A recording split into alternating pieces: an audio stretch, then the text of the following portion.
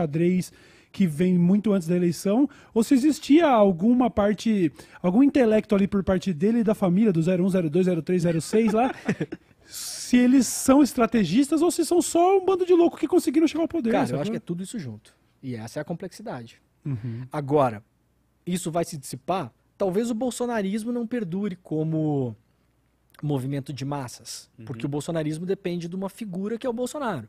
De repente, se o Bolsonaro, saindo do poder, se apaga, ele já é um cara também, um cara mais velho, se apaga, não se elege mais, ou enfrenta um monte de problema de saúde, ou judicial, não sei o quê, e aí eventualmente morre, todos iremos, né? Todos morreremos, espero que o Bolsonaro morra antes da gente, né? Sim, sim.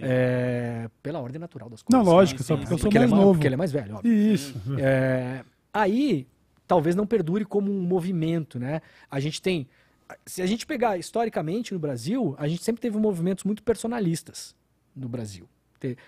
Tinha os adoradores do Dom Pedro II, depois, quando a gente tem a República Brasileira fundada por um golpe militar, né? Certo. Então a gente tem um golpe militar, a gente tem lá 4 anos de governo militar, tem Deodoro, depois Floriano Peixoto, e depois entregam o Brasil para os fazendeiros, que é isso que fazem, né? A República do Café com Leite, a gente vira uma imensa fazenda controlada por quem tem poder, por quem tem terra, e quem nunca viu na terra função social, que é uma grande discussão que o Brasil não quer fazer também. E aí você tem os movimentos a partir ali do fim da República do Café com Leite muito personalistas. Você tem o Getúlio, né? Você tem depois até o próprio Jânio Quadros, depois você tem várias figuras importantes, Kubitschek, você tem, né? Então você vai tendo... Se você for olhar hoje, assim, já quase não existem mais getulistas na sociedade brasileira, né? E o Getúlio foi um cara muito maior do que não há comparação possível com o tamanho do Getúlio em relação ao tamanho do Bolsonaro. Não há comparação possível, né? O Getúlio é um cara que vai rivalizar em tamanhos históricos com o Lula. Né? Aí sim, o Lula tem um tamanho que a gente vai poder debater historicamente, se é mais ou menos, enfim. Que também não interessa, que ninguém está competindo por tamanho, né? Mas aí, o que você tem como movimento personalista no Brasil que perdura até hoje, que você vê volta e meia as pessoas falando, tá, o brizolismo.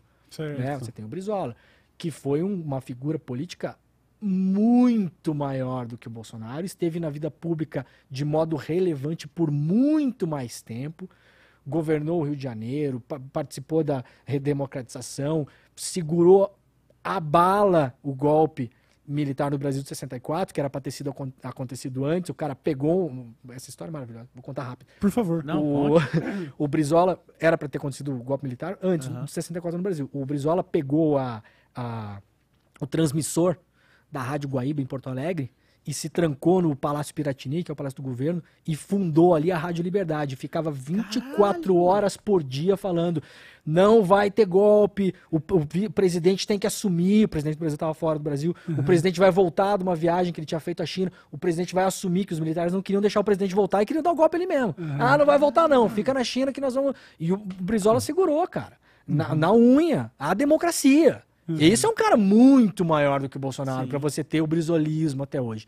Então, há uma dúvida se o bolsonarismo vai perdurar. Agora, a extrema-direita organizada, ela não se dissolve mais. Durante a eleição de 2018 e já em 2017, a gente ouvia muito o seguinte, ó, o Bolsonaro está na vida pública brasileira há 30 anos. E ele já conseguiu montar, porque ali é uma empresa. São 4 gabinetes com 150 funcionários e com suspeitas fortíssimas de que boa parte desse dinheiro ia parar no bolso dos caras. Né? Isso tá aí para todo mundo ver, não sou eu que tô falando. Então, o que se imaginava ali? Cara, o Bolsonaro já tá há 30 anos fazendo isso, já tem 3 filhos eleitos, tentou eleger a ex-mulher, vai tentar eleger o mais novo, então ali é uma empresa de eleger gente, né? Então ele vai fazer o que ele vai fazer? Em vez de ele concorrer de novo a deputado, ou a senador, ele vai deixar a vaga para os filhos, então tem um senador, um deputado federal, um deputado estadual e um vereador. Né? Um senador, um deputado federal e um vereador. Certo. Zezinho, Guinho, Luizinho. Não se confunda. Tudo bem. Zezinho, Guinho, Luizinho. Mas tá ali, não interessa. E aí, qual que era, o que a gente via na época? O Bolsonaro vai tentar concorrer à presidência. Ele vai, se der tudo certo, chegar em terceiro ou quarto, fazer 7%, 8%. Numa eleição, 7%, 8% é voto pra caralho.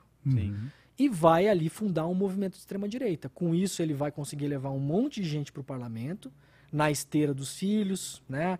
O Eduardo leva uma galera, você pega lá uma galera que depois pulou fora, Joyce Hasselman, Frota, etc. Coisa que aconteceu de fato, ele conseguiu levar, né? Exatamente. A gente não previa a presidência, mas... Exatamente. Então a ideia é, eu concorro, eu fico nacionalmente conhecido, eu me retiro da política partidária, mas eu me torno um líder da extrema-direita no Brasil. E a gente hoje aqui está tendo esse papo, horrorizados, falando o seguinte: caso qualquer outra pessoa tivesse ganhado a presidência em 2018, fosse o Haddad, o Alckmin, o Meirelles, o Amoedo, não interessa. A gente já tá horrorizado falando o seguinte: velho, e esse movimento de extrema-direita do Bolsonaro esse ano, hein, meu? Será que os caras ganham a eleição? Será que os caras vêm de novo? Os caras, olha só, a gente já tá horrorizado com o tamanho do movimento da extrema-direita brasileira. Esse movimento tá posto, cara. Isso não vai se dissolver. E a gente tem que aprender a identificar o debate do crime. Porque a gente vai ter que debater com uma parte dessa galera, não tem jeito. Sim. O cara pode ser extremo de falar assim, não, eu acho que tem que fechar tudo que é escola. Eu acho que não tem que ter escola na periferia. Eu acho que não tem que ter. É uma posição legítima, em termos de debate? Dentro do... Sim. Entende? Que a gente vai ter que também filtrar isso e não falar aquilo que você falou. É 57 milhões de fascistas, velho? Boa parte das pessoas que vão votar esse ano no Bolsonaro tem como, e não é irrelevante, tem como segunda opção o Lula. Boa parte das pessoas que ajudaram a eleger o Bolsonaro votaram na Dilma 2 vezes, votaram no Lula 2 vezes. As pessoas, elas vão e voltam, as cabeças mudam. Então vai ser uma dificuldade nos próximos anos a gente também conseguir olhar essa extrema-direita e ficar passando aqueles pincelzinhos de paleontologia. Olha o TikTok pegando aí. De paleontologia, tá ligado? Olha o dente do John, olha o dente do T-Rex. E falar, pô, isso aqui é um dente do T-Rex, beleza? Não, isso aqui é tóxico. É o cocô. Isso aqui não dá, pois é. Exato, então...